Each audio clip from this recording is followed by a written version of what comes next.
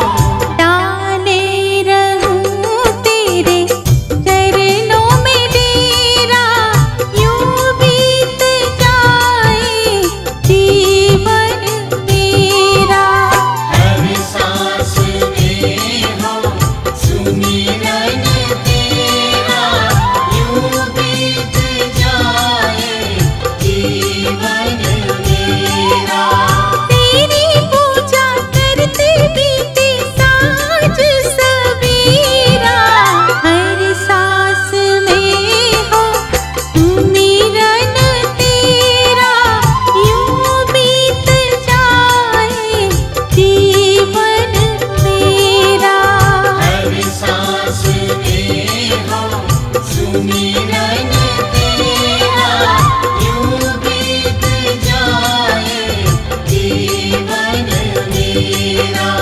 हर सांस में हो सुमिरन तेरा यूं बीत जाए जीवन मेरा।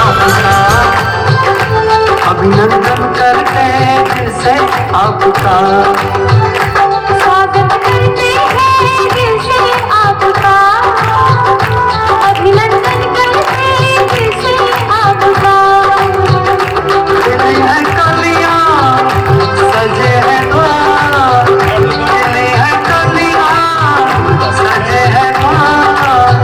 आइए जिंदा था इंतजार, स्वागत करते हैं दिल से आपका, अभिनंदन करते हैं दिल से आपका, स्वागत करते हैं दिल से आपका, अभिनंदन करते हैं दिल से आपका।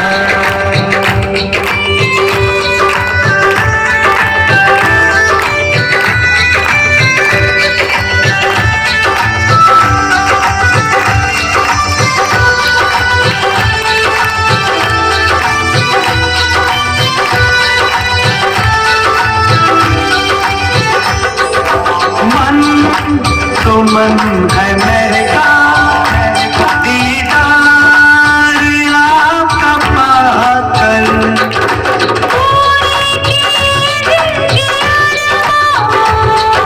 स्वयं यहाँ पे आकर, स्वयं यहाँ पे आकर आप आए, धन्यवाद आपका, स्वागत करते हैं दिल से आपका, स्वागत करते हैं दिल से आपका। अभिनंदन करते हैं दिल से आपका। खिली है कलियां सजे हैं द्वार, खिली है कलियां सजे हैं द्वार। आइए जिंदा था इंतजार, स्वागत करते हैं दिल से आपका, अभिनंदन करते हैं दिल से आपका, स्वागत करते हैं दिल से आपका, अभिनंदन करते हैं दिल से आपका।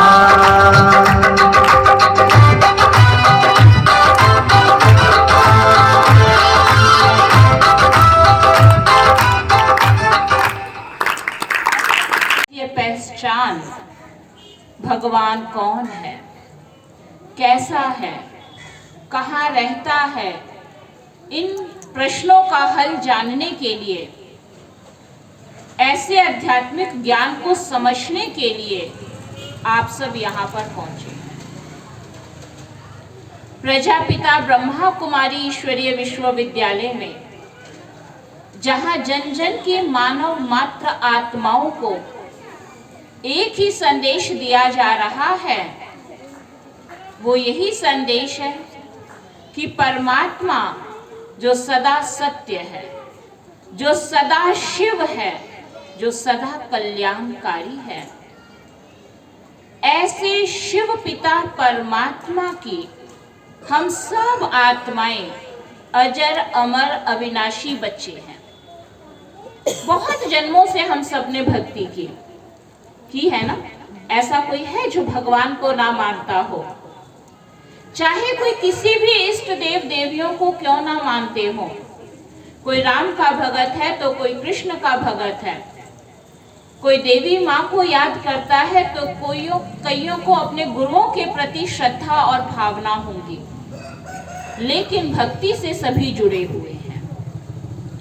कई ऐसे कट्टर भगत भी हमने देखे हैं जो रोज अपनी दिनचर्या में से समय निकालकर भगवान को याद करते हैं। कई ऐसे भी भगत होंगे जो केवल हाथ जोड़कर 1 या 2 सेकंड नमस्कार किया और अपने दिन की शुरुआत की। कई ऐसे भी हैं जो महीने में शिव मंदिर जाते होंगे या अपने इष्ट को याद करते होंगे। भक्ति का ढंग अलग अलग हो सकता है, लेकिन प्यार, सबके अंदर श्रद्धा भावना, सबके अंदर विश्वास, वो हम सबके अंदर एक जैसा है। तो मीठी बहनों, आप बहुत प्यार से, तो हम सभी जो आज यहाँ पर इकट्ठे हुए हैं विशेष शिवरात्रि के आध्यात्मिक रहस्य को समझने के लिए, कुछ दिनों के पश्चात हम सबका बहुत प्यारा पर्व शिवरात्रि का त्योहार समीप आ रहा है। शिवरात्रि के लिए दुनिया में जो कथा सुनाते हैं, कहते हैं एक बार जंगल में एक व्यक्ति जो वृक्ष के नीचे बैठकर तपस्या कर रहा था, तो उसने सोचा आज इस जंगल में मैं हिरण का शिकार करूंगा। जैसे ही उसके मन में यह संकल्प आया तो उसने इधर उधर हिरण को ढूंढा। जब हिरण को ढूंढा तो उसको कोई हिरण दिखाई नहीं दिया, और बहुत ढूंढने के पश्चात उसने एक हिरण को देखा। जब हिरण को देखा तो उसने सोचा इसको मैं खाली आज जाने नहीं दूंगा, मैं शिकार इसका करूंगा। तभी हिरण उस शिकारी से कहने लगा कि मुझे मत मारो, मेरा भी घर परिवार संसार है, मेरे भी छोटे बच्चे हैं, मुझ पर दया करो, मुझे मत मारो। उसकी करुणा भरी पुकार सुनकर उस व्यक्ति को दया आ जाती है, उस शिकारी को दया आ जाती है। लेकिन उसने उस हिरण से कहा, अगर मैं तुझे नहीं मारूंगा तो मेरा काम तो शिकार करना है, मेरा भी घर परिवार है, मेरे भी बाल बच्चे हैं, मैं अपने कर्म के लिए निकला हूँ, तो मुझे अपना कर्म तो करना है। तब उस हिरण ने उस शिकारी को कहा, ठीक है, आप मुझे मार लेना, लेकिन थोड़ी देर के लिए मुझे छुट्टी दे दो, मैं अपने घर परिवार वालों को एक बार मिल के आ जाऊं, उनको मैं ये बता दूं कि भाई आज मेरा शिकार होना है, मैं अपने बच्चों को थोड़ी तसल्ली देकर आ जाता हूं, तुम मेरा इंतजार मत करना। शिकारी ने कहा, कोई बात नहीं, मैं तुम्हें छुट्टी देता हूँ, जाओ अपने बच्चों को, अपने परिवार को संदेश देकर आप समय से आ जाना, वायदे में पक्के रहना। हिरण ने कहा ठीक है। हिरण गया, अपने घर परिवार वालों को मिला, अपने बच्चों से मिला, उनको संदेश दिया, हमारी आखिरी मुलाकात है, मैं शिकारी का शिकार होने जा रहा हूँ, इसलिए अब हमारी अंतिम मुलाकात है। तो हिरण और हिरण के परिवार वालों ने क्या किया होगा, उसको खुशी से छुट्टी दी होगी। उनको बहुत कष्ट हुआ होगा कि आज के बाद हम दोबारा नहीं मिलेंगे। तो जो हिरण की पत्नी थी, उनके जो बच्चे थे, उन्होंने उनको विदाई तो दे दी हिरण को, और साथ में पीछे पीछे वो भी हिरण के साथ आने लगे। अब जब हिरण शिकारी के सामने पहुंचा वायदे अनुसार, तो हिरण की जो पत्नी और उसके बच्चे थे, उनको भी उसने सामने देखा। तो शिकारी ने कहा, मैंने तो केवल आपका शिकार करना था, ये परिवार क्यों आया है साथ में? बच्चे कहने लगे, जब हमारे पिता ही नहीं रहेंगे तो हम रहकर क्या करेंगे? आप अपना कर्म कीजिए, आप हम सबका शिकार कर लीजिए। ऐसा कहकर सभी बच्चे और उनकी जो पत्नी थी वो रोने लग गए। शिकारी को बहुत दया आई और उसने कहा, मैं तुम्हें माफ करता हूँ और तुम जाओ, मैं तुम्हारा शिकार नहीं करूँगा। और इस तरह कहते हैं, हिरण जो था अपने परिवार के साथ वापस लौट जाता है और शिकारी सोचने लगा, मैं कोई और शिकार कर लूँगा, जंगल में कोई जानवरों की कमी थोड़ा ही है। और वो इसी प्रकार वहाँ अभी अकेले उनको छुट्टी दे देता है। उस पेड़ के नीचे खड़ा बैठा सोच रहा था, तभी उसको एक शेर की आवाज़ सुनाई देती है। जैसे ही शेर की आवाज सुनाई दी, डर के मारे वो पेड़ के ऊपर चढ़ गया। अब पेड़ के ऊपर जब चढ़ गया, रात को ठंडी भी बहुत थी, तो उसने सोचा पता नहीं रात को वापस घर जाना ठीक रहेगा या नहीं रहेगा। तो ठंड से बचने के लिए उसने क्या किया, उस वृक्ष के पत्तों को तोड़कर पेड़ से नीचे डालता रहा। अब जब वो पत्ते ऊपर से नीचे डाल रहा था तो वहां पर एक शिवलिंग था, लेकिन उस शिकारी को ये नहीं पता था कि इस पेड़ के नीचे शिवलिंग है। और सारी रात वो क्या करता रहा, उस बेल पत्र के पत्तों को तोड़कर उस शिवलिंग के ऊपर डालता रहा। अगला दिन जब शुरू हुआ, सवेरा हुआ, शिकारी पेड़ से नीचे उतरा तो उसने क्या देखा कि भोलेनाथ सामने प्रकट हुए। और जैसे ही भोलेनाथ प्रकट हुए, शिकारी को कहा, मैं आपकी भक्ति से बहुत प्रसन्न हूँ, तुम मुझसे जो वरदान मांगना चाहो मांग सकते हो। अब शिकारी सोचने लगा, मैंने तो कोई भक्ति नहीं की, फिर भी यह भोलेनाथ मुझसे कैसे प्रसन्न हो गए हैं। तब भोलेनाथ ने कहा, सारी रात इतनी ठंड में जो तुमने मेरे ऊपर ये बेल पत्र चढ़ाया, इस भक्ति से मैं तुम्हारी बहुत प्रसन्न हूँ। तब भगवान ने उसको वरदान दिया कि तुम्हारा जीवन खुशी से बीतेगा, तुम जा सकते हो। तो कहते हैं इस प्रकार शिकारी के अंदर जो दया भाव थी, उस दया भाव से हिरण की रक्षा हुई और उसी हिरण के कारण उसको भक्ति का एक चांस मिला और उसी भक्ति के आधार पर भगवान जी के उसको दर्शन हुए। कहते हैं इसी का यादगार शिवरात्रि का त्योहार मनाते हैं। ऐसे दुनिया में बहुत सारी कथाएं, बहुत सारी बातें शिवरात्रि के पावन पर्व के लिए जुड़ी हुई हैं। तो मीठी बहनों, भक्ति तो हमने जन्म जन्मांतर से किया, उस शिव पिता परमात्मा पे हमने जल भी चढ़ाया, अक धतूरा बेल पत्र भक्ति की बहुत सारी सामग्री भी हमने चढ़ाई, व्रत भी किए, पूजा पाठ भी किया, नित्य नियम भी किया, जो हमसे बन पाया, जो हमारे बड़े बुजुर्गों ने हमको सिखाया, बड़ी श्रद्धा और भावना के साथ हमने उन सब बातों को स्वीकार करते हुए वह पूजा पाठ भक्ति सब कुछ किया। मन में यही इच्छा रखा कि अगर आज के दिन हम मंदिर जाकर भोलेनाथ जी के दर्शन करेंगे तो भगवान हमसे प्रसन्न होकर हमारे जीवन को सुखमय बना देंगे, हमारे जीवन में शांति आ जाएगी और ना जाने पता नहीं कितने सारे इच्छाओं को लेकर हम मंदिर में जाते हैं।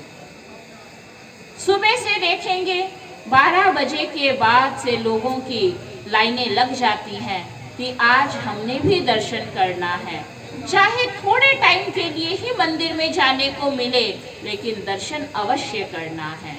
ठंडी है, बरसात है, तबीयत ठीक है या नहीं है, कोई भी हमारे संकल्पों में बाधा नहीं बनती है। हम ये नहीं सोचते हैं कोई बात नहीं, आज ये कोई समस्या है, हम कल मंदिर चले जाएंगे, ऐसा समझते हैं क्या? नहीं। चाहे कितनी भी बरसात हो, तबीयत भी ठीक नहीं हो, तो भी व्रत करेंगे, तो भी मंदिर में जाएंगे, पूजा पाठ सब कुछ करेंगे। करते हैं ना हम सभी? क्यों करते हैं? तो वास्तव में प्रजापिता ब्रह्मा कुमारी ईश्वरीय विश्वविद्यालय में इन सब बातों का आध्यात्मिक अर्थ समझाया गया कि भगवान हमसे क्या चाहता है। जिस भगवान की पिंडी रूप में हमने पूजा की, जो अजन्मा है, जो अभोक्ता है, अकर्ता है, जिसका हमारी आपकी तरह कोई शरीर नहीं है, उस भोलेनाथ की प्रतिमा हम सब ने पिंडी के रूप में, शिवलिंग के रूप में उसकी पूजा की। आप सामने देख रहे हैं शिवलिंग रखा हुआ है और उस शिवलिंग के बीच में आप देखें ध्यान से 3 लकीर है और उन 3 लकीरों के बीच में गोल आकृति का बिंदु बना हुआ है। सभी शिवलिंग पे आपने देखा होगा, सभी मंदिरों में जाएंगे ऐसा शिवलिंग आपको देखने को मिलेगा। वास्तव में शिवलिंग के बीच में जो 3 लकीर है और 3 लकीर के बीच में बिंदु है, ये क्या दर्शाता है? ऐसा क्यों बनाया जाता है? क्योंकि परमात्मा शिव जो सबसे ऊंचा है, जिसकी महिमा में कहते हैं ऊंचा तेरा नाम, ऊंचा तेरा धाम, ऊंचे ते ऊंचा भगवान, उसका काम भी ऊंचा, नाम भी ऊंचा, धाम भी ऊंचा। ऐसे कल्याणकारी पिता परमात्मा शिव जब इस धरती पर आता है तो मुख्य 3 कर्तव्य करता है। उन 3 कर्तव्यों को कराने का जो प्रतीक है वो शिवलिंग के ऊपर ये 3 लकीरें दिखाई हैं। वो 3 कर्तव्य कौन से हैं? ब्रह्मा द्वारा स्थापना का कार्य, विष्णु के द्वारा पालना का कार्य और शंकर के द्वारा पुरानी पतित सृष्टि के महापरिवर्तन का कार्य परमात्मा स्वयं कराते हैं। इसलिए तीनों देवताओं के भी रचयिता स्वयं परम पिता परमात्मा शिव हैं। तो इसलिए 3 लकीर के बीच में जो बिंदु दिखाया है वो बिंदु परमात्मा शिव का प्रतीक दिखाया है। शिव मंदिर में हम जाते हैं, बहुत प्यार से पूजा की थाली सजाते हैं, अक धतूरा बेल पत्र सब कुछ हम उसमें रखते हैं। क्या सचमुच भगवान इन कड़वी चीजों को स्वीकार करता होगा? क्या भगवान को अक धतूरा बहुत पसंद होंगे? नहीं। अक धतूरा बेल पत्र जो हमने शिव के ऊपर चढ़ाया, अक अर्थात कड़वेपन की निशानी। भगवान ने हमसे कहा कि जो दुख देने वाली कड़वी बुराइयां हैं ये तुम मुझ पे अर्पण कर दो। तो हमने क्या किया? वो देना तो मुश्किल लगा, हमने उसके बदले में अक जैसे कड़वी बुराइयां नहीं दी, लेकिन अक का कड़वा फूल भगवान के ऊपर अर्पण कर दिया। भगवान ने कहा कि ये जब तक मन में वैर भावनाएं होंगी तब तक जीवन में सच्चे सुख और शांति की हम अनुभूति नहीं कर सकेंगे। इसलिए मीठे बच्चों, वैर भावनाओं को अपने जीवन में से समाप्त कर दो। हमने कहा ये तो बड़ा मुश्किल है, इसलिए वैर भावनाओं को तो समाप्त नहीं कर सके और क्या चढ़ा दिया भगवान पे? फल के रूप में कच्चे बेर चढ़ा दिए। ना कि भगवान जी को बेर बहुत पसंद थे। इसी तरह हम कच्ची लस्सी परमात्मा शिव के ऊपर अर्पण करते हैं।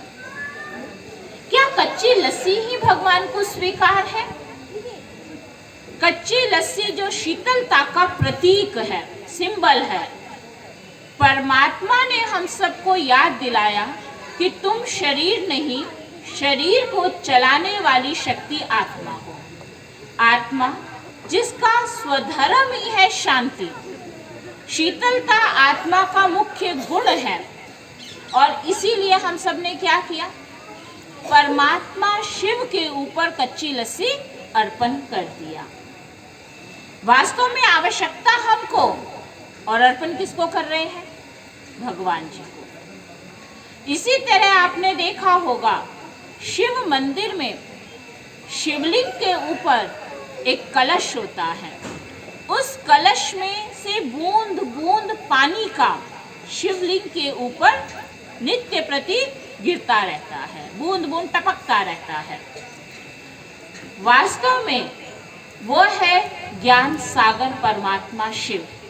परमात्मा शिव के ज्ञान की बूंद बूंद अगर हम आत्माओं की बुद्धि में नित्य प्रति टपकता रहे तो हमारी बुद्धि सद्बुद्धि बन जाती है। बुद्धि श्रेष्ठ होगा तो कर्म श्रेष्ठ होगा, कर्म श्रेष्ठ होगा तो भाग्य श्रेष्ठ होगा। इसलिए उसको भाग्य विधाता कहा जाता है। दुनिया में कहते हैं कोई जीवन में परिस्थिति आ जाए तो कहते हैं पता नहीं भगवान ने मेरे भाग्य में क्या लिखा है। तो मीठी बहनों, परमात्मा केवल ज्ञान का सागर है। जो वो हमें नॉलेज देता है, उस नॉलेज को प्रैक्टिकल लाइफ में जब हम लाते हैं वो कर्म बन जाता है और उस कर्म के फल रिजल्ट जो मिलता है वही हमारा भाग्य कहलाता है। तो भाग्य विधाता तो हमेशा सबका श्रेष्ठ भाग्य बनाते हैं, श्रेष्ठ भाग्य बनाने का ज्ञान देते हैं। तो वो कलश ज्ञान की बूंद बूंद का प्रतीक है। तो इस प्रकार हम सब शिव जी की पूजा करते हैं और उसके बाद उस दिन व्रत भी माताएं बहनें सब रखती हैं। जैसे ही पूजा हो जाता है व्रत हम उसके पश्चात ही खोलते हैं। व्रत एक दृढ़ संकल्प का प्रतीक है। स्थूल चीजों का व्रत परमात्मा ने हमसे नहीं मांगा। खट्टा नहीं खाना है, मीठा नहीं खाना है, एक टाइम खाना है, बिल्कुल नहीं खाना है, आज पानी पे ही रहना है। व्रत भी तो अनेक प्रकार के होते हैं ना। अगर किसी ने कहा सारा दिन कुछ नहीं खाना है, चाहे खट्टा है या मीठा है, कुछ भी नहीं खाना है, तो हमारी माताएं बहनें भाई सब क्या करती हैं? अन्न का एक दाना भी स्वीकार नहीं करते हैं। कई सोचते हैं आज केवल मीठे का व्रत रखना है तो कुछ भी हो जाए, चाहे एक टाइम दो टाइम बस मीठा ही खाएंगे। कई व्रत रखते हैं कि आज अन्न नहीं खाना है, फल पे रहना है, तो उस प्रकार का रखते हैं। कहने का भाव व्रत केवल एक दृढ़ता का प्रतीक है कि व्यक्ति जब जीवन में कोई दृढ़ संकल्प कर ले तो दुनिया की कोई ताकत उसको उसके संकल्पों से हिला नहीं सकती है। तो परमात्मा ने हमको जो व्रत सिखाया वो व्रत है कि हम दृढ़ संकल्प करें, मैं भगवान का बच्चा हूँ, मैं सुख के सागर की संतान हूँ, मुझे सबको सुख देना है। आज हम ये व्रत ले, कोई भी आए, छोटा बड़ा, अपना पराया, ऊंच नीच, कोई भी आए, सुख के सागर की बच्ची मैं हूँ, मुझे सबको सुख देना है। ये व्रत हम रख सकते हैं। अगला दिन व्रत बदल भी सकते हैं। हम ये व्रत रख सकते हैं, परमात्मा जो प्यार का सागर है, मैं उसकी संतान, एक बूंद की प्यासी नहीं, लेकिन प्यार के सागर की संतान, आज सबको मैं प्यार ही दूंगी।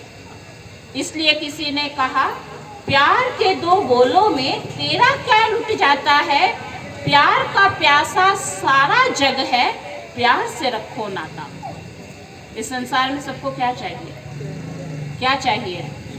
सबको प्यार चाहिए। अच्छा, सबको तो प्यार चाहिए, आपको क्या चाहिए? तो जो चाहिए वही तो देंगे ना, होगा तो देंगे। अब है नहीं तो कहाँ से लेके आए?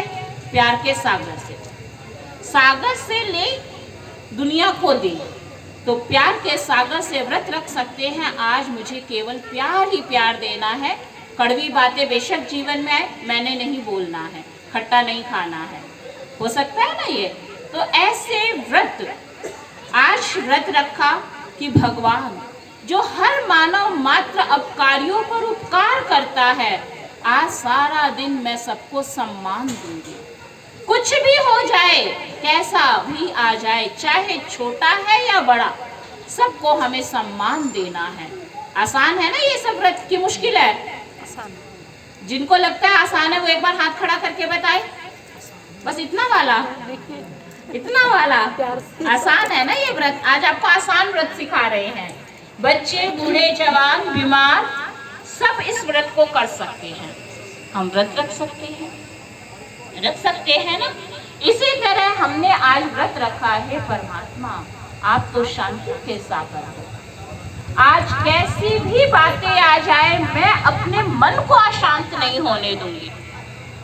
प्रैक्टिकली शांति तो बहुत आसान है, चलो ठीक है, शांत है, कमरे में बैठ गए, हमने आज किसी को कुछ नहीं कहा, नहीं, मन शांत हो जाए। तो ये क्या है? आज मैंने शांति का व्रत रखा। तो इस प्रकार से मैं आत्मा आज सबको शांति ही दूंगी, शांति का ही दान देना है।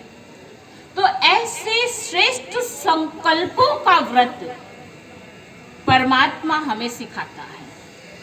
और जब हम ऐसा व्रत रोज रोज रोज रोज करते हैं तो हमारा जीवन सुखमय बन जाता है, हमारा जीवन श्रेष्ठ बन जाता है, महान बन जाता है।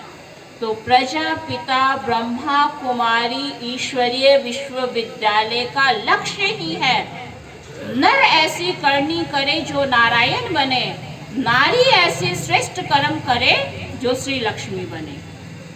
तो परमात्मा हमको नर से नारायण और नारी से श्री लक्ष्मी जैसा बनाने के लिए स्वयं इस धरती पर अवतरित हो चुके हैं और उस अवतरण का ही यादगार ये खुशी का पर्व हम सब शिवरात्रि का मनाते हैं। आज आप सबको ये खुशखबरी सुना देते हैं कि भगवान को इस धरा पर आए हुए कितने वर्ष हो गए हैं। पता है आप में से किसी को? किसी को पता है तो हाथ लंबा करके बताए।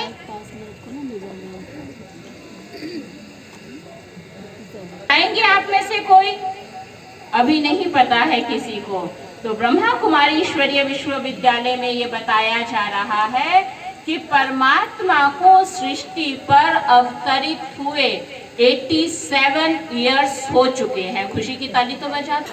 आज पता तो लग गया। तो भगवान जिसको स्वयंभू कहा जाता है, स्वयंभू का क्या अर्थ है? स्वयं इस धरती पर अवतरित होते हैं। तो परमात्मा स्वयंभू इस सृष्टि पर अवतरित होकर 87 इयर्स से सभी आत्माओं पर प्यार, करुणा, दया, रहम बरसा रहा है। जितना बरसाना चाहो, जितना प्यार लुटाना चाहो, लुटा सकता है, लूट सकता है। इसलिए कहा गया देने वाला लुटा रहा है, लूट सको तो लूट। वक्त की गाड़ी है ये, कहीं तू ना जाए छूट। तो ये वक्त की गाड़ी है, हम ना छूट जाए। तो आप सबको छोड़ने के लिए हम नहीं आए हैं, आपको उस गाड़ी में बिठाने के लिए आए हैं। वक्त की गाड़ी भाग रही है, चलने वाली है। सब कुछ रुक सकता है लेकिन वक्त कभी किसी के लिए नहीं रुकता है। तो वक्त की गाड़ी अभी छूटी नहीं है और छूट भी ना जाए, इसलिए आज आपको स्नेह भरा निमंत्रण देकर यहाँ पर बुलाया है। तो परमात्मा के अवतरण का यादगार ये शिवरात्रि का पावन पर्व आप सबके जीवन में ढेर सारी खुशियों को लेकर आए। आपका जीवन खुशनुमा बन जाए, आप सदा खुश रहें, आबाद रहें। यही ढेर सारी शुभकामनाएं हमारी आप सबके लिए है। इन्हीं शब्दों के साथ ओम शांति। अजब तेरी कारीगरी, ईश्वर की कारीगरी तो न्यारी होती ही है। ये सुंदर सा संसार स्वयं परम पिता परमात्मा का बना हुआ संसार है और इस संसार के अंदर हम सभी परमात्मा के बच्चे, सभी उसकी संतानें हैं। हम सभी का पिता परम पिता परमात्मा जो सृष्टि का सृजनहार है, वो परम पिता परमात्मा सन 1937 में इस धरा पर अवतरित होकर सृष्टि के पुनर्स्थापना का कर्तव्य कर रहे हैं। आप सभी जो भी माताएं बैठी हैं, भाई बैठे हैं, इस वर्तमान समय को क्या कहेंगे? सतयुग चल रहा है। कौन कौन कहता है आज का समय सतयुग है? अच्छा, जो कहते त्रेता युग है। अच्छा, जो कहते द्वापर युग है। अच्छा, जो कहते कलयुग है। लंबा हाथ उठाओ। मतलब हमारी अंतरात्मा स्वीकार कर रही है कि अभी कलयुग है कि घोर कलयुग है। ये देखो कितना जोर से आवाज आई। क्या है? घोर कलयुग है। दुखधाम है या सुखधाम है? जोर से बोलना है, मन में नहीं रखना, ठीक है? दुखधाम है या सुखधाम है? जोर से बोलोगे तभी मुझे पता चलेगा। अभी अशांति है कि शांति है ना? तो आज के इस संसार के अंदर चारों तरफ क्या है? दुख है, अशांति है, रोग है, शोक है, अनिद्रा है ना? सारी दुनिया बीमार हुई पड़ी है। कोई भी ऐसा व्यक्ति है जो कहेगा मैं बीमार नहीं हूं? कोई सिर दर्द, कोई पेट दर्द, कोई कमर दर्द, है ना? कोई आज के युग में ये नहीं कह सकता कि मेरी निरोगी कंचन काया है। हो सकता है इस मोहल्ले में कोई हो जो कहते हो कि हमारी काया तो निरोगी कंचन काया है। जिनकी निरोगी कंचन काया है जरा हाथ उठाओ। हाँ? नहीं है ना, निरोगी है ना कंचन है, नहीं है ना? तो क्या चाहते हैं? दुनिया का परिवर्तन होना चाहिए कि नहीं? जो कहते हैं होना चाहिए वो हाथ उठाओ। तो कौन करेगा ये दुनिया का परिवर्तन? हम जब आपस में मिलते हैं ना तो क्या कहते हैं? बहन जी दुनिया बहुत खराब हो गई है, यही बोलते हैं ना? क्या कहते हैं? जोर से बोलो, क्या कहते हैं? मुझे सुनाई तो पड़ नहीं रहा है भाई, ऐसे तो काम नहीं चलेगा। जोर से बोलना है जो कुछ बोलना है। क्या कहते हैं जब आपस में मिलते हैं तो? दुनिया बहुत खराब हो गई है। आप कहाँ से आए हो? आप कहाँ रहते हो? दुनिया में रहते हो या नहीं रहते हो? जो कहते हैं हम इस दुनिया में नहीं रहते हैं वो हाथ उठाओ। जो कहते हैं हम इसी दुनिया में रहते हैं वो हाथ उठाओ। तो दुनिया हमसे बनी है या अलग से है ये कोई दुनिया? हम भी इसी दुनिया में रहते हैं। तो कौन खराब हो गया? कौन खराब हो गया? तो दुनिया में खराब तो हम भी हो गए हैं ना। तो हमारा सुधार होना चाहिए कि नहीं होना चाहिए? है ना? कबीर जी ने आज से 500 साल पहले कहा था, बुरा जो देखन में चला बुरा ना दिखया कोई, और जब दिल खोजा अपना तो मुझसे बुरा ना कोई। तो हम और आपको परिवर्तन तो करना पड़ेगा ना। अगर दुनिया को ठीक करना है तो हमें अपने आप को ठीक करना पड़ेगा। हर मानव आत्मा समाज की पहली इकाई है। जब कोई भवन बनाते हैं ना तो उस समय नींव रखी जाती है ना, तो परिवार के सभी सदस्यों को बुलाया जाता है कि अपने आप रख लेते हैं नींव। परिवार के 5 सदस्य 10 सदस्य जो होते हैं उनको तो बुलाते हैं ना कि भाई मकान की नींव रखी जा रही है, अभी भवन बनने वाला है। अगर मंदिर मस्जिद गुरुद्वारा बनाते हैं तो सारे समाज को बुलाया जाता है कि भाई आज मंदिर का निर्माण होना है, पूरा समाज इकट्ठा होगा। घर बनाते हैं तो 5-10 होते हैं, मंदिर बनाते हैं तो पूरा समाज इकट्ठा होता है। और जब वो ईंट रखी जाती है ना तो घर का हर सदस्य कहता है कि उस ईंट को मेरा स्पर्श होना चाहिए, मेरा टच होना चाहिए, है ना? उसको स्पर्श जरूर करेंगे, टच जरूर करेंगे। तो स्पर्श करना माना, ईंट को स्पर्श करना माना, वो समाज की एक इकाई है। ठीक है? मैंने पीछे आप सबको बोला लेकिन मेरी बात को कोई मानता नहीं है। मैं केवल 10 मिनट एकाग्रता से, मानव आत्मा समाज की एक इकाई है। घर किससे बनता है? परिवार के सदस्यों से घर बनता है।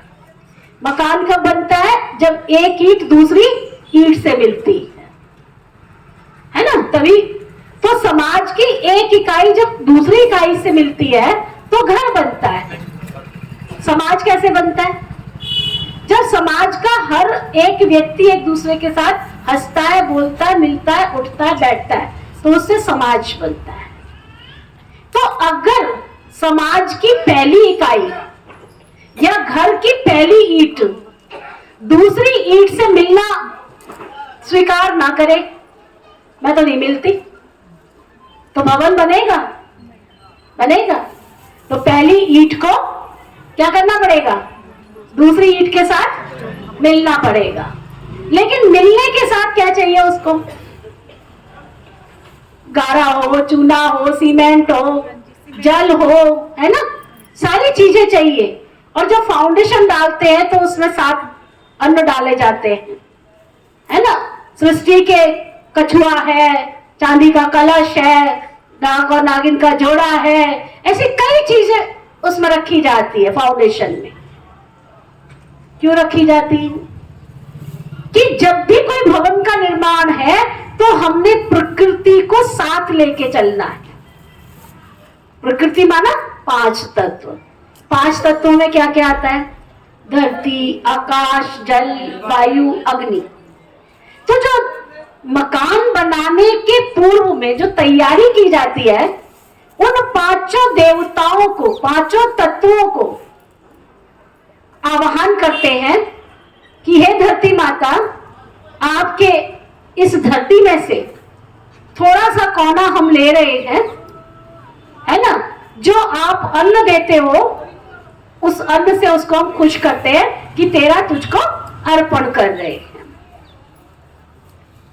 एक एक चीज को अर्पण करने का मतलब होता है कि तुम्हारे में से तुम्हारा स्थान हम ले रहे हैं, इसलिए तुमको नमस्कार है। प्यार से उनकी पूजा करते हैं, प्यार से उनको आवाहन करते हैं।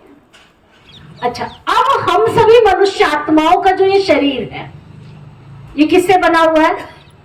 प्रकृति के 5 तत्वों से। धरती, आकाश, जल, वायु, अग्नि। अब इन 5 तत्वों को चलाने वाली कौन है? कौन है? कौन है? इन 5 तत्वों को चलाने वाली ज्योति बिंदु आत्मा, जो भ्रकुटी के बीच में रहती है, यहाँ है ना। किसी ने छोटी बिंदी लगा रखी है, किसी ने मोटी बिंदी लगा रखी है, किसी ने काली लगा रखी है, किसी ने नीली लगा रखी है, किसी ने पीली लगा रखी है, किसी ने लाल लगा रखी है। मुझे नहीं पता मेरे को कौन सी लगी, लगा रखी है पर बिंदी मेरे को, है ना। तो बिंदी क्यों लगाते हैं? और लाल बिंदी सतो प्रधानता का प्रतीक मानी जाती है, इसलिए जब भी किसी को तिलक लगाते हैं तो लाल कलर का लगाते हैं या सफेद कलर के चंदन का लगाते हैं। वो लाल कलर जो है वो सात्विकता का प्रतीक है। जब दीपक जलाते हैं ना, उसकी लौ कैसी होती है? लाल कलर की होती है ना, सुनहरी कलर की होती है, गोल्डन। सात्विकता, सतो प्रधानता का प्रतीक है। चंदन का तिलक लगाते हैं, वो सफेद तिलक होता है, वो भी सात्विकता का प्रतीक है, शीतलता का प्रतीक है।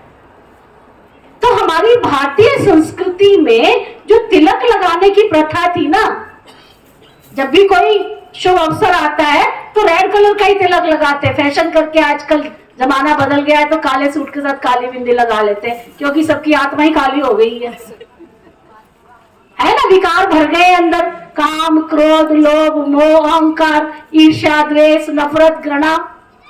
तो उनको पता ही नहीं है सत्यता क्या होती है, सात्विकता क्या होती है, इसलिए नीली, हरी, पीली ड्रेस के साथ मैचिंग कर लेते हैं। लेकिन वास्तव में हमारी आत्मा कैसी है? एकदम शुद्ध, पवित्र, चैतन्य। आत्मा का जो रूप है ना, वो बिल्कुल चमकता हुआ मणि के समान है। अगर चंदन का तिलक लगाओ ना तो कैसे चमकता है ना।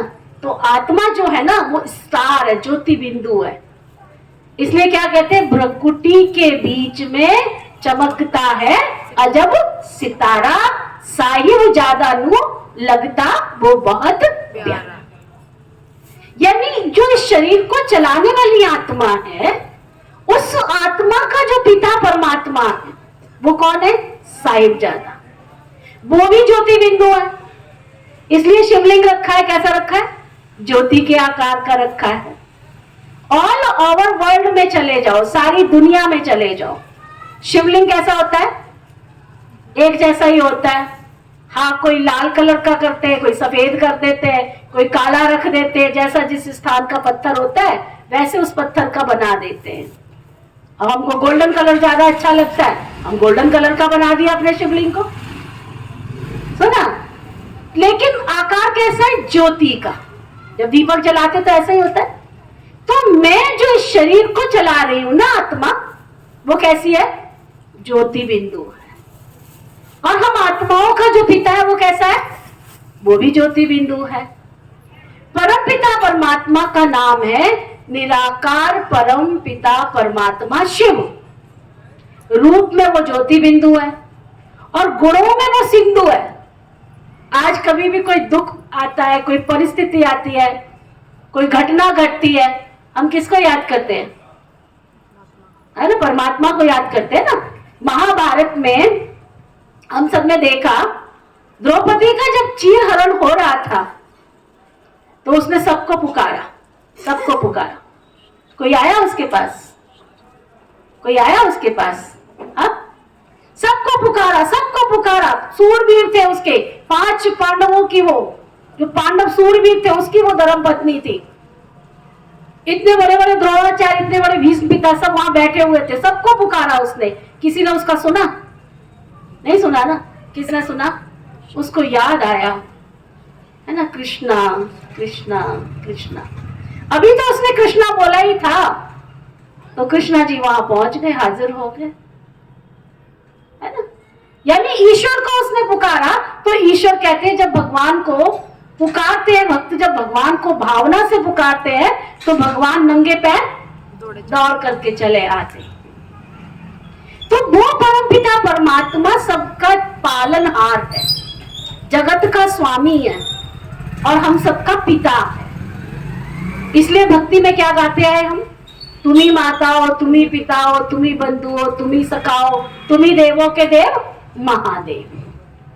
तो सारी सृष्टि में सभी मनुष्यात्माओं का, सब सत्यों में सत्य महान शिव है, गीता का भगवान। सब गुरुओं में गुरु महान, सच्चा सतगुरु शिव भगवान। जिनको गुरुओं ने भी याद किया, जिनको देवताओं ने भी याद किया, इसलिए उसको क्या कहते हैं? देवों में देव महादेव। तो वो परमपिता परमात्मा जो अकाल मूर्त है, जो एको ओंकार है, जो निराकार है, जो परमपिता परमात्मा शिव है, वो हम सभी मनुष्यात्माओं का कौन है? पिता है। वो क्या है? वो शांति का सागर है, वो प्यार का सागर है। इसलिए क्या कहते हैं भक्ति में भगवान को? क्या कहते हैं? गॉड इज लव और लव इज गॉड। गीत भी गाते हैं, तू प्यार का सागर है, तेरी एक बूंद के प्यासे। भगवान हमारा पिता, हम एक बूंद के प्यासे क्यों हैं? है ना। साहूकार का बेटा अगर एक बूंद मांगे, एक पैसा मांगे, मेरे पिताजी एक पैसा दे दो, कैसा लगेगा? कैसा लगेगा? तो भगवान जो है वो सभी गुणों का, शक्तियों का दाता विधाता है, सबका गति सदगति भाग्य विधाता है, सबकी गति सदगति करने वाला है। अब परमात्मा जो सबका पिता है तो वो कब हमको सुख और शांति देता है?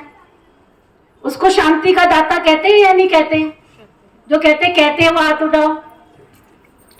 वो भाग्य विधाता है, जो कहते हैं हाथ लंबा करो। वो सबको सुख देने वाला है, जोर से बोलते भी जो हाँ जी। हाँ जी। है? वो नर्क को स्वर्ग बनाने वाला है। हाँ जी। वो जीवन में सबके नई रोशनी देने वाला है। हाँ जी। वो सबकी गति सदगति करने वाला है। हाँ जी। वो सबका भाग्य विधाता है। हाँ जी। वो सबकी बिगड़ी बनाने वाला है। हाँ जी। चलो कर लो नीचे। अगर वो सबका भाग्य विधाता है तो कभी तो उसने भाग्य बांटा होगा। वो सबको सुख देने वाला है तो कभी तो सुख दिया होगा। अगर वो शांति का दाता है तो कभी तो शांति दी होगी। और वो सबकी बिगड़ी बनाने वाला है तो कभी तो सबकी बिगड़ी बनाई होगी। तो कब बनाई होगी? तो हमारी गीता जो है, उस गीता में आता है कि जब जब धर्म की अति हानि होती है तब तब परमात्मा साधारण मनुष्य तन में आते। तो परमात्मा मीठी बहनों सन 1937 में ये रखा है ना सामने, पिता श्री ब्रह्मा बाबा इनके तन में आकर के नई दुनिया की स्थापना का कर्तव्य करा रहे हैं। हमारा जो भारत देश था ना, वहां पे क्या था? एक धर्म, एक राज्य, एक भाषा, एक कुल, धर्म और राज्य सत्ता भी एक के हाथ में थी। तो परमपिता परमात्मा नई सृष्टि की स्थापना का कर्तव्य करा नहीं रहे हैं, करा चुके हैं, 87 साल हो चुके हैं। और जो नर नारी उसके दिव्य स्वरूप को पहचान रहे हैं, वो उससे दिव्य कनेक्शन जोड़ के अपने जीवन में परिवर्तन कर रहे हैं। समझा? भगवान जो है वो बिगड़ी बनाने के लिए संसार में आ गया है, आ नहीं गया जाने की तैयारी में। समझा? वो सबकी बिगड़ी बना रहा है। आप सबने गीत सुना होगा, कहते हैं, भगवान का एक गीत कहते हैं, वो क्या कहते हैं, जब जब शिव का डमरू बोले, सुना है सबने? जब जब शिव का डमरू बोले, अगम निगम के भेद खोले, ऐसी बिगड़ी बनाने वाला और कोई नहीं है। सुना? बोले नाथ से निराला कोई और नहीं। तो उसका डमरू क्या बोलता है? वो डमरू कोई हाथ के डमरू से ज्ञान मिलता है क्या? उससे कोई अगम निगम के भेद खुलते हैं क्या? परमात्मा इस प्रजापिता ब्रह्मा के तन में आकर के ज्ञान का डमरू बजा रहे, अगम निगम के भेद खोले, जन्म मरण के चक्कर का भेद बता रहे हैं। ऐसी बिगड़ी बनाने वाला और कोई नहीं, ऐसे भोलेनाथ से निराला और कोई नहीं। तो परमात्मा हमारा भोलानाथ हमारी बिगड़ी बनाने के लिए इस सृष्टि पर आया है। तो मीठी माताएं, उस परमात्मा के सत्य परिचय को जानकर, मानकर, पहचान कर, उसको स्वीकार कर अपने जीवन को हमें परिवर्तन करना है। हमारे शास्त्रों में है कि जब कलयुग का अंत होगा ना, 32 लक्षण बताए कलयुग के अंत के, कि जब कलयुग का अंत होगा और ये 32 लक्षण आपको समझ में आए तो समझ लेना भगवान अपना कार्य करके जाने की तैयारी में। कौन से? कहते हैं जब कलयुग का अंत होगा ना, तो भाई भाई के खून का प्यासा बन जाएगा। ये लक्षण दिख रहा है या नहीं दिख रहा है? चारों तरफ रक्त की नदियां बहने लगेंगी, दिख रहा है या नहीं दिख रहा है? कन्याएं वर मांगने लगेंगी, माता पिता ढूंढते ही नहीं, यहाँ पे ढूंढ के तैयार हो जाती है ना? तो चारों तरफ ये 32 लक्षणों में से सबसे बड़ा लक्षण कि धर्म केवल तिनके का सहारा रह जाएगा। आज केवल चोले का सहारा रह गया है, बस। कोई लाल कपड़ा पहन रहा है, कोई पीला कपड़ा पहन रहा है, कोई सफेद कपड़ा पहन रहा है। धर्म का मतलब होता है धारणा। धारणा का मतलब होता है रिलीजन इज माइट, धर्म शक्ति का काम करता है। आज हमारे जीवन में से धर्म ही तो हट गया। हर एक व्यक्ति उदास बैठा है, हर एक व्यक्ति चिंतित बैठा है, हर एक व्यक्ति घबरा रहा है ना? तो धर्म जो शक्ति देता है, नॉलेज इज पावर कहा जाता है, ज्ञान प्रकाश देता है। कहते हैं ना, अंधकार से प्रकाश की ओर ले चलो। कौन से अंधकार से? सूरज और चांद के अंधकार से? अज्ञान के अंधकार से दूर ले चलो। तो वो परमपिता परमात्मा ज्ञान सूर्य प्रगटा, अज्ञान अंधेर विनाश। आज परमपिता परमात्मा ज्ञान सूर्य प्रकट हो चुका है और दुनिया से अंधकार, विकारों का, बुराइयों का अंधकार समाप्त होने जा रहा है। तो मीठी माताएं, उस परमपिता परमात्मा को, जिसको हम सत्यम शिवम सुंदरम कहते हैं ना, उस सत्यम शिवम सुंदरम परमात्मा को जानकर, मानकर, पहचान कर। अब सत्य क्यों कहते हैं? कहते गॉड इज ट्रुथ, भगवान ही सत्य है। सत्य का मतलब क्या होता है? जिसके अंदर संपूर्णता हो, जिसके अंदर कोई कमी नहीं हो। सुंदर क्यों कहते हैं उसको? वो काला है, गोरा है, लंबा है, ऊंचा है, कैसा है? कैसा है वो रूप में बिंदी है, ज्योति है ना, ज्योति है, वो रूप में बिंदी है, लेकिन सुंदर है फिर भी, क्योंकि उसके पास संपूर्णता है, गुणों की खान है परमात्मा। ठीक है? और वो शिव है, सत्यम शिवम सुंदरम। वो शिव माना कल्याणकारी है। तो परमपिता परमात्मा का कर्तव्य है कल्याण करना। अब कल्याण कैसे किया उसने? परमात्मा को त्रिदेव रचयिता कहा जाता है। ब्रह्मा के द्वारा स्थापना, शंकर जी के द्वारा परिवर्तन और विष्णु जी के द्वारा पालना। तो परम पिता परमात्मा ब्रह्मा के द्वारा नई सृष्टि की स्थापना और शंकर जी के द्वारा पुरानी दुनिया का परिवर्तन का कार्य करके संपन्न करके 87 वर्ष हो चुके हैं। परमात्मा अपना वो दिव्य कर्तव्य पूर्ण कर रहे हैं। हमें उस परमात्मा को जानकर, मानकर, पहचान कर उससे संबंध जोड़ना है। जब हम उससे संबंध जोड़ेंगे ना, जैसे इस माइक की आवाज सुन रहे हो ना, कैसे सुन रहे हो? बिजली के साथ इसका कनेक्शन। पंखा चलता है, कैसे चलता है? हवा खाते हो ना गर्मियों में, कैसे चलता है? बिजली का कनेक्शन है ना? अच्छा, मेरे को सब देख पा रहे हो? पीछे तक देख रहे हो ना? ये प्रकाश अगर अंधेरा हो जाए तो, अंधेरा हो जाए तो एक दूसरे को देखेंगे क्या? ये देखो प्रकाश हो गया, देख पा रहे ना अच्छी तरह से? ठीक है ना? तो प्रकाश में हम एक दूसरे को देखते हैं। तो कौन सा प्रकाश? आज मनुष्य आत्माएं विकारों के अंधकार में, बुराइयों के अंधकार में, समस्याओं के अंधकार में, घटना दुर्घटनाओं के अंधकार में बिल्कुल गुमराह हो चुकी है। अब उनको क्या चाहिए? ज्ञान का प्रकाश चाहिए। तो परमपिता परमात्मा प्रजापिता ब्रह्मा कुमारी श्री विश्वविद्यालय के द्वारा दिव्य ज्ञान का प्रकाश दे रहे हैं।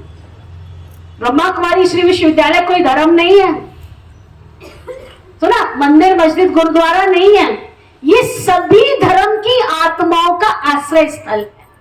कई लोग सोचते हैं हमारे धर्म के नहीं है। परमात्मा तो सबका पिता है भाई, हम सब उसके बच्चे हैं, तो सभी देवों का देव महादेव का ये घर है। परमात्मा इस सृष्टि के परिवर्तन में हमें कह रहे हैं, आओ बच्चे, आकर के ज्ञान के दिव्य प्रकाश से अपने जीवन में परिवर्तन लाओ, अपनी आत्मा की जागृति लाओ। सारा दिन हम क्या करते रहते हैं? मैं करते रहते हैं। अभी हमारी निजा दीदी ने बहुत सारी शिवरात्रि की बातें सुनाई, आप सब बाद में आए। शिवरात्रि पे जाएंगे, शिव जयंती पे सभी मंदिर जाएंगे ना? जाएंगे ना? हमारी दुआ से और सुंदर थाली सजा के लेके जाना, लेकिन इस बार अलग सी थाली सजा के लेके जाना। आप देखो कृष्ण जन्माष्टमी आती है, कितनी अच्छी चूरी बना के खिलाते हैं उसको, 56 प्रकार के भोग बना के खिलाते हैं। देवी मैया का दिन आता है तो हलवा पूरी खिलाते हैं, 56 प्रकार के भोग खिलाते हैं। शिव जयंती आती है तो है बाग, धतूरा, अक, फूल, है कच्चे बेर, ये सब क्या है? ये बुराइयों का प्रतीक है। भगवान ही एक ऐसी शक्ति है, कहते हैं जब समुद्र मंथन हुआ था ना, तो उस समय भी सबसे पहले क्या निकला था? सबसे पहले क्या निकला था? विष निकला था। उसके बाद रतन निकले, सबसे लास्ट में जाकर के क्या निकला? सबसे लास्ट में अमृत निकला था। तो अभी वही समुद्र मंथन का समय चल रहा है। चारों तरफ विकार, बुराइयां अति चरम सीमा पे पहुंच चुकी है। तो परमात्मा वो ज्ञान का दिव्य अमृत जन जन की आत्मा को बांट रहे हैं। तो भगवान ने कहा कि जो मैं करते हो ना सारा दिन, मैं बहुत रूपवान हूं, मैं बहुत गुणवान हूं, मैं बहुत समझदार हूं, मैं बहुत खूबसूरत हूं, मेरे जैसा समझदार तो कोई है ही नहीं, मेरे जैसा तो पढ़ा लिखा कोई है ही नहीं, ये सब क्या है? मैं करते रहते हो। भगवान ने कहा था कि तुम मैं की बलि चढ़ा दो। हमने क्या किया? बकरा ढूंढ के ले आए और उसकी बलि चढ़ा दी। बेचारे जानवर को ढूंढ ले, मैं करने वाला, हम अपनी बलि तो चढ़ा नहीं सके, बकरे को ढूंढ के ले आए। भगवान ने कहा मैंपन की जो बुराई है ना तुम्हारे अंदर है, वो हमारी शीला बहन गीत गाती कहती है, मैंपन को मार दो ये हो गया भजन, है ना? तो मैंपन को भगवान ने कहा छोड़ो। फिर कच्चे बेर माना, बैर की निशानी जो हमारे अंदर ईर्ष्या है, द्वेष है, वैर भावनाएं हैं, भगवान ने कहा इन वैर भावनाओं को मेरे ऊपर सुहा कर दो। हमने क्या किया?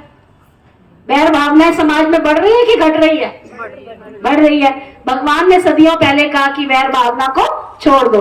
हमने क्या किया? बड़े समझदार निकले हम, कच्चे बेर ढूंढ के ले आए और चढ़ा दो, भगवान जी खुश हो जाएंगे। भांग धतूरा चढ़ा दो, भगवान जी खुश हो जाएंगे। भगवान ने कहा तुम्हारे अंदर जो विषैली, जो बुराइयां हैं तुम्हारे अंदर, जो तुमको दुख देती है ना, वो दुख मैं ही ले सकता हूं और कोई संसार का प्राणी नहीं ले सकता। इसलिए भगवान को क्या कहते हैं? दुख हरता सुख करता, है ना? दीपक जलाते, दीपक का मतलब क्या है? दीपक खुद जलता है और रोशनी सारी दुनिया को देता है। हमारे घरों में है ना, कोई भी देवी पूजन हो, कोई शुभ कार्य हो, है ना, देवियों का कार्य हो, चाहे गणेश चतुर्थी हो, गणेश पूजन हो, श्री कृष्ण जन्माष्टमी हो, सब क्या करते हैं? दीपक जरूर जलाएंगे। अरे उनकी तो ज्योति जगी हुई है, ज्योति तो हमको जगानी है, आत्मा की ज्योति। मैं कौन हूँ? मैं शरीर नहीं, मैं कौन हूँ? मैं आत्मा हूँ। ठीक है, तो हम सभी आत्माएं हैं और हम आत्माओं का पिता परम पिता परमात्मा है। उसको हमें जानकर मानकर पहचान कर याद करना है। जब हम उसे जानकर मानकर पहचान कर याद करेंगे ना, तो परमात्मा से दिव्य शक्तियां हमारे अंदर आएंगी। अच्छा, आप में से कई लोग सर्दियों में धूप में तो बैठे होंगे कि नहीं बैठे? कि नहीं बैठते? धूप में क्यों बैठते? क्यों बैठते धूप में? सूरज के प्रकाश में क्यों जाते हैं? कि सूरज की रोशनी मिलेगी, है ना, प्रकाश मिलेगा उसका। नदी के किनारे बैठेंगे तो शीतलता आएगी। पानी को कितना भी तेजी से उबालो, पानी को जब तेजी से उबाल के रख दो फिर क्या करेगा? वो फिर से ठंडा हो जाएगा, क्योंकि पानी का गुण क्या है? शीतलता। सूरज का गुण क्या है? प्रकाश देना, है ना। कोयल को कितना भी मारो, कितना भी मारो, क्या करेगी? वो मीठा ही बोलेगी, क्योंकि उसकी वाणी कैसी है? मीठी है। तो जब पशु पक्षी जो है, उनकी जो क्वालिटी है, उनको मारो तो भी वो कैसे बोलते हैं? मीठा। और हमको अगर कोई एक गाली दे तो एक गाली का जवाब कैसे देंगे? चार देखे तो आप सोचो, तो पानी का गुण क्या है? शीतलता। कोयल का गुण क्या है? मीठा बोलना। ठीक है, इसी तरह से नदी के किनारे जाएंगे आपको शीतल आएगी, शीतलता आएगी। सागर के किनारे आप में से कोई गए हो तो उनकी लहरों के पास बैठो, बड़ा आनंद आता है, क्योंकि ठंडी ठंडी हवा आती है ना। तो हमारे शरीर को चलाने वाली जो चैतन्य शक्ति है ना, अजर अमर अविनाशी आत्मा, उसका गुण क्या है? ज्ञान, प्रेम, खुशी, शांति, शक्ति, पवित्रता। और परमात्मा के गुण क्या है? वो भी ज्ञान का सागर है, प्रेम का सागर है, सुख का सागर है, शांति का सागर है, आनंद का सागर है। हमें क्या करना है? उस परमात्मा को जानकर मानकर पहचान कर याद करके उससे अपना जन्म सिद्ध अधिकार प्राप्त करना है। मैं एक छोटी सी कहानी सुनाऊंगी आपको। कहते हैं कि एक राजा था, उस राजा के पास बहुत सारा सामान इकट्ठा हो गया था, बहुत सारा सोना चांदी हीरा मोती, बहुत सारी गिफ्ट इकट्ठी हो गई थी। उसने कहा इस गिफ्ट का क्या करूं, महल बढ़ता जा रहा है, बढ़ता जा रहा है, बढ़ता जा रहा है। तो उसने अपने मंत्री को बुलाया और कहा कि सारे राज्य में अनाउंसमेंट करवा दो। सुना, सारे राज्य में अनाउंसमेंट करवा दो कि जिसको जो चाहिए वो उठा के लेके जा सकता है। शर्त है कि जो व्यक्ति जिस चीज को छुएगा ना, वो चीज उसकी हो जाएगी। अनाउंसमेंट हो गई।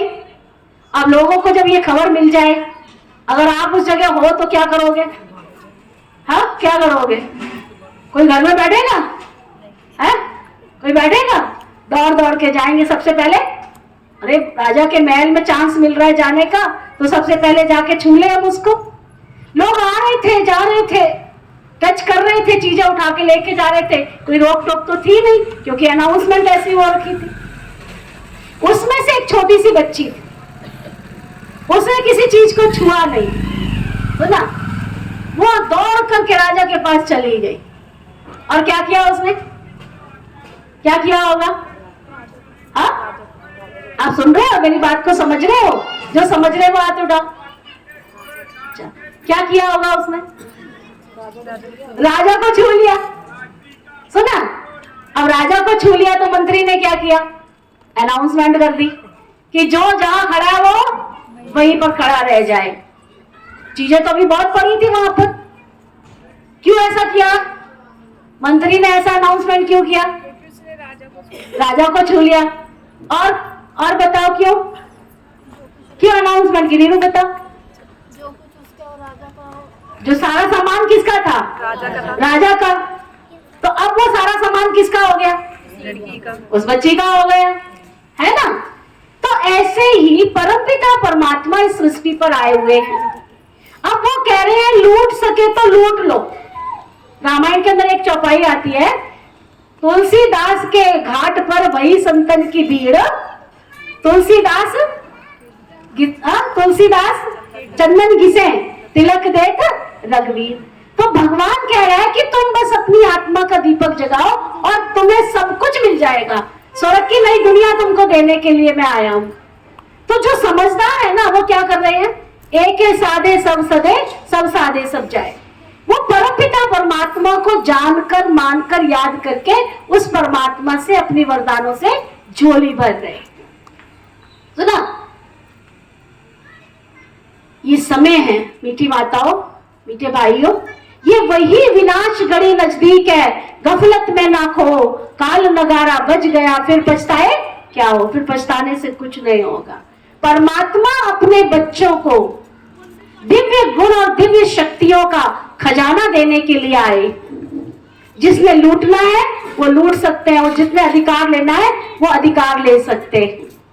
कहते हैं कि एक गांव में काफी लोग, पूरा जिसको कहते हैं ना गांव के लोग थे, पूरा एक शहर में चले गए। शहर से जब लौट के आ रहे थे तो रात हो गई, उनको गांव अपने घर वापस जाना था। लौट के जब आए तो रास्ते में एक नदी पड़ती थी, रात का टाइम हो गया। तो उन्होंने रास्ते में नदी में देखा कि अब शहर से हम आए, खाली जा रहे हैं अपने गांव, है ना, खाली क्या करेंगे जा करके। तो रास्ते में एक बहुत बड़ी नदी थी, बहुत बड़ी नदी। तो उसमें से कईयों को संकल्प आया कि खाली क्या करेंगे, नदी में पत्थर पड़े हैं ना, कोई काम ही आ जाएंगे। गांव में होता है ना कि चल कोई दरवाजे पर डालने के काम आ जाएगा, कोई फर्श बनाने के काम आ जाएगा, कोई कहीं तो काम आ ही जाएंगे। खाली इतने बड़े ऊंट घोड़े सब खाली ले जाके क्या करेंगे। तो लोगों ने क्या किया, कईयों ने ऊंट भर लिए, कईयों ने घोड़े भर लिए, कईयों की गाड़ियां थी गाड़ी भर ली। कई कहते पागल हो गए, रात का टाइम हो गया, घर जाने की वेला हो गई है, ये लोग तो नदी में ऐसे उतर के बैठ गए जैसे कि इन्होंने सारा पत्थर आज ही लेके जाना है। कोई नहीं, कल आ जाएंगे, कल ले लेंगे। फिर क्या है, सुना, तो सब लेकर चले गए, जिसको जितना समझ में आया। किसी ने घोड़ा भरा, किसी ने गाड़ी भरी, किसी ने अपना ऊंट भरा, किसी ने कुछ, किसी ने कुछ, सब अपना अपना भर के चले गए।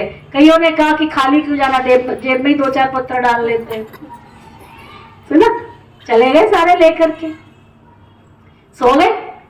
जब सुबह उठे तो उन्होंने क्या किया, जो पत्थर अब घर में कमरे में तो नहीं रखने थे, कहाँ रखने थे, बाहर डाल दिए, डले थे अपने बेड़े में। गांव में तो होते ना बड़े बड़े बेड़े से होते हैं, डाल दिए उन्होंने। जेब में भी थे, वो भी बाहर डाल दिए। जब सुबह उठे तो उन पर सूरज की रोशनी पड़ी, हो ना, सूरज की रोशनी पड़ी। उन्होंने देखा कि ये क्या, ये तो बहुत सुंदर चमक रहे हैं। तो वो पत्थर नहीं, वो क्या थे, हीरे थे। लोगों की आंखें चार हो गई, ओ ये क्या हुआ, ये तो हीरे हैं। अब हवा फैल गई, अच्छी बात की, क्या होती है, हवा नहीं फैलती, लेकिन ये बात की खबर तो कैसे फैल गई, आंधी तूफान की तरह पूरे गांव में, है ना। अरे नदी पे तो सोने चांदी हीरे के, वो क्या हीरे के पत्थर है वो तो, चलो चलो चलो चलो चलो चलो, सब नदी की तरफ दौड़ने लग गए। अब क्या था नदी के पास, अब तो वहां कोई पत्थर नहीं था। तो जिन्होंने ले लिए थे बहुत सारे, वो तो गुल्ले गुल्ले गुल्ले क्या वो तो नाच रहे थे, हमने तो बहुत सारा ले लिया। जिन्होंने थोड़े लिए वो कह रहे थे हम थोड़े से और ले लेते। जिन्होंने थोड़े से 2-4 बूंद अपने पॉकेट में डाल लिए थे वो कह रहे थे थोड़े से और ले लेते, है ना। जिन्होंने कुछ नहीं लिया वो बेचारे हाथ मल के रह गए, है ना। चिड़िया चूक गई पे खेत, फिर पछताए क्या होता है। तो परमपिता परमात्मा भी इस सृष्टि पर आकर के वो ज्ञान के अनमोल हीरे मोती बांट रहा है। जो भाग्यशाली है, जिनकी आंख, दुनिया में कहावत कही जाती है, आंख वाले को तेरी पहचान है ना। तो जिसको ये दिव्य नेत्र मिला है, इस दिव्य नेत्र से उस परमपिता परमात्मा को जो पहचान रहे हैं, वो पहचान करके उससे वो ज्ञान के अनमोल हीरे मोती लेकर अपने जीवन को बहुत बहुत माला माल कर रहे हैं। तो मीठी बहनों, मीठे भाई, परमपिता परमात्मा इस प्रजापिता ब्रह्मा कुमारी श्री विश्वविद्यालय के द्वारा नई दुनिया का स्थापना का कर्तव्य संपूर्ण कर चुके हैं। 87 वर्ष हो चुके हैं। जो भी भाई बहन अपने जीवन को दिव्य बनाना चाहते हैं, श्रेष्ठ बनाना चाहते हैं, तो ब्रह्मा कुमारी ईश्वरी विश्वविद्यालय के अंदर 7 दिन का कोर्स कराया जाता है। शांति अनुभूति शिविर कराया जाता है। आज संसार में सबसे महंगी चीज क्या है? शांति। वो शांति अनुभूति शिविर कराया जाता है। जो भी भाई बहन करना चाहे फ्री ऑफ कॉस्ट और उस परम पिता परमात्मा से सच्ची सुख और शांति प्राप्त करने का, वो भी 1 नहीं 2 नहीं 21 जन्मों का। 8 से 11 और शाम को 4 से 8 के बीच में आधे घंटे के लिए आकर के इस राजयोग का अभ्यास करके इस ज्ञान को समझ सकते हैं और अपने जीवन को खुशनुमा बना सकते हैं। केवल 45 मिनट, 30 मिनट और ज्यादा से ज्यादा 45 मिनट इस आत्मा परमात्मा का परिचय प्राप्त करके अपने जीवन को सुनहरा बना सकते हैं। इस ईश्वरीय विश्वविद्यालय के अंदर मैं कौन हूँ, मेरा पिता कौन है, कर्मा फिलोसफी, कर्म अकर्म विकर्म सुकर्म पाप कर्म श्रेष्ठ कर्म क्या है, मनुष्य आत्मा जन्म मरण के चक्कर में कब आती है, क्यों आती है, कैसे आती है, ऐसे अनमोल कई चीजों का रहस्य जानने के लिए आप सभी को बहुत बहुत दिल से हार्दिक निमंत्रण है, निमंत्रण है, निमंत्रण है। और साथ ही साथ आप बजा लो ताली, कोई बात नहीं। कार्यक्रम के दौरान बहुत सुंदर अनुभूति कराई जाएगी शांति की। उस शांति की बहुत सुंदर, आजकल सबके पास मोबाइल होते हैं, यूट्यूब चैनल होता है।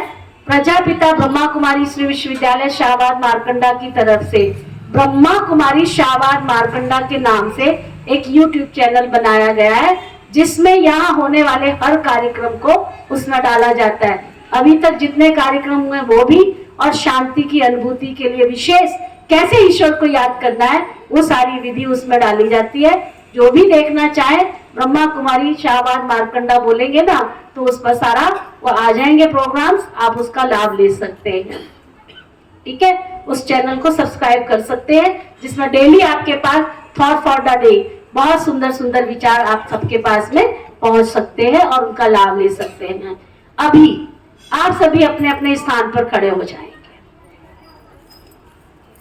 आप तो बहुत अच्छी आत्मा हो,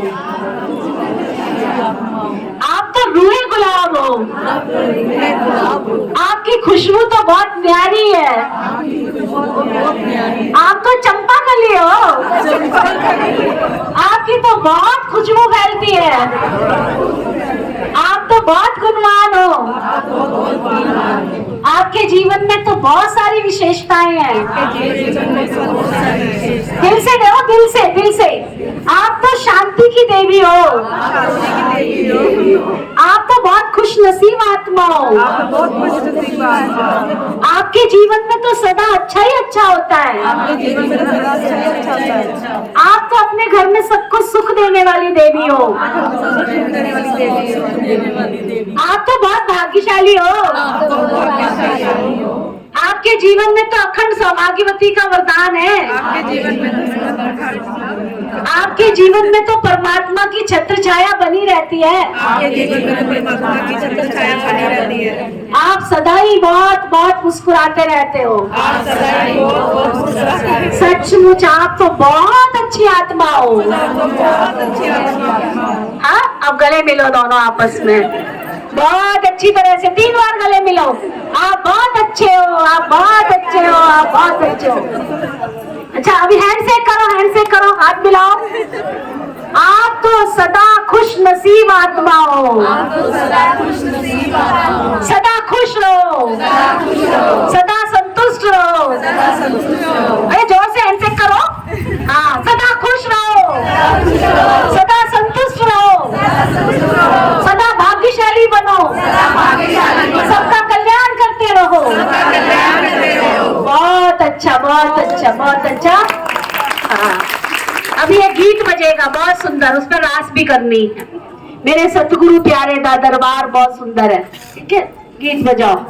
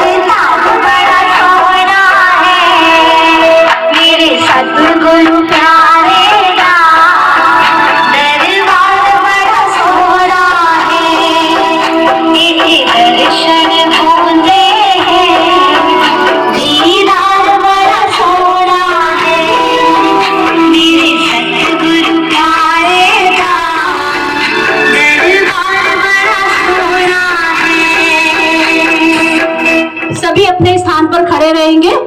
अभी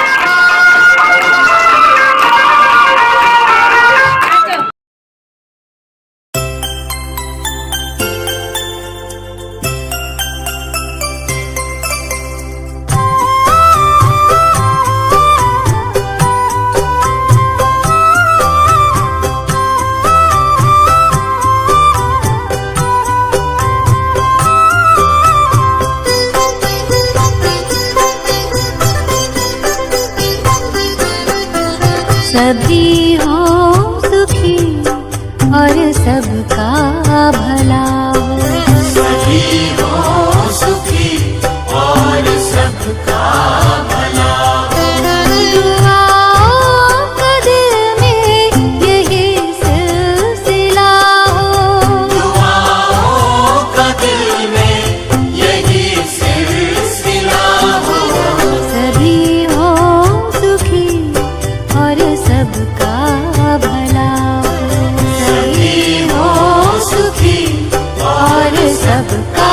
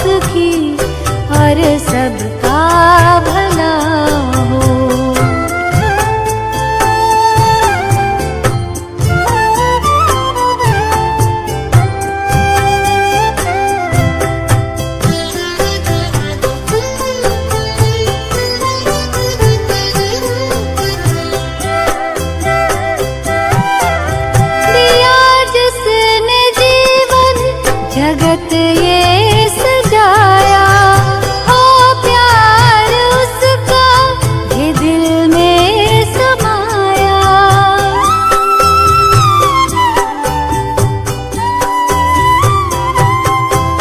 दिया जिसने जीवन जगत ये सजाया हो प्यार उसका ये दिल में समाया, दिल में समाया। लगन की सदा ही लगी श्रृंखला हो, लगन की सदा ही लगी श्रृंखला हो। चेहरों पे खुशियाँ और मन खिला हो, दुआओं का दिल में यही सिलसिला हो। सभी हो सुखी और सबका भला, सभी हो सुखी और सबका भला। सभी हो सुखी और सबका भला हो। सभी हो सुखी और सबका भला। सभी हो सुखी और सबका भला हो।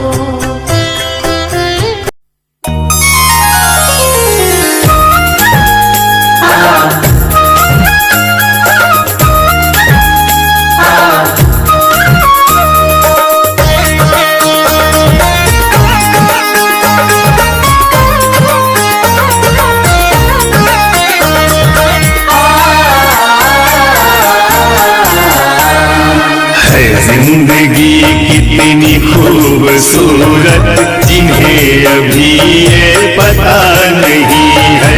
है जिंदगी कितनी खूबसूरत जिन्हें अभी ये पता नहीं है। कोई बहुत प्यार करने वाला, कोई बहुत प्यार करने वाला जिन्हें अभी तक मिला नहीं है। है जिंदगी कितनी खूबसूरत जिन्हें अभी ये पता नहीं है। जिंदगी कितनी खूबसूरत जिन्हें अभी ये पता नहीं है।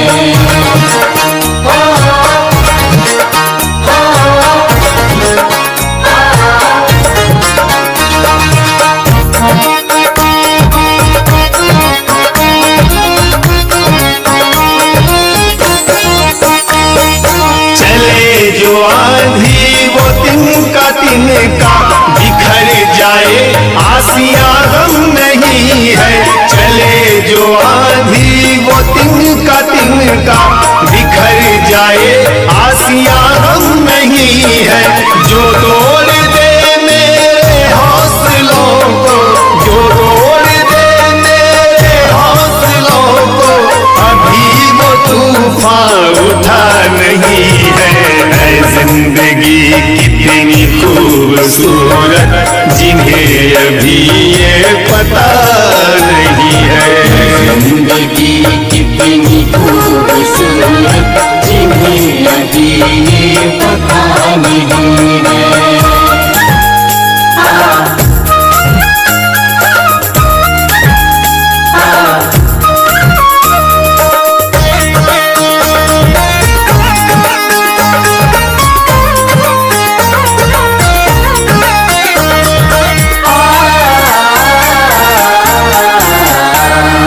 हमें तो मतलब है सिर्फ तुमसे, हमारे दिल में बस तू ही तू है।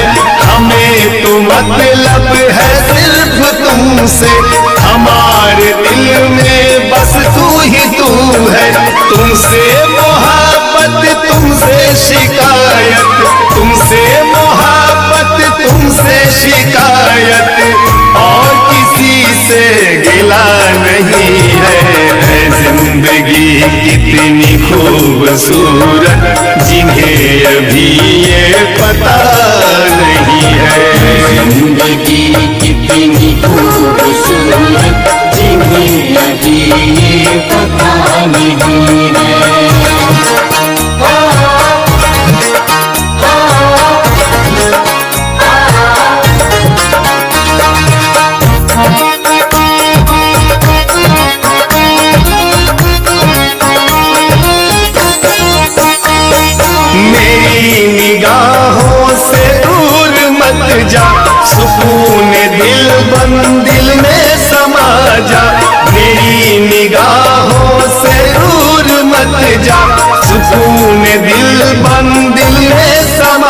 आजा, ये कह रही है हर एक धड़कन, ये कह रही है हर एक धड़कन, तेरे बिना कुछ मजा नहीं है जिंदगी कितनी खूबसूरत, जिन्हें अभी ये पता नहीं है। जिंदगी कितनी खूबसूरत, जिन्हें अभी ये पता नहीं है। जिंदगी कितनी खूबसूरत, जिन्हें अभी ये पता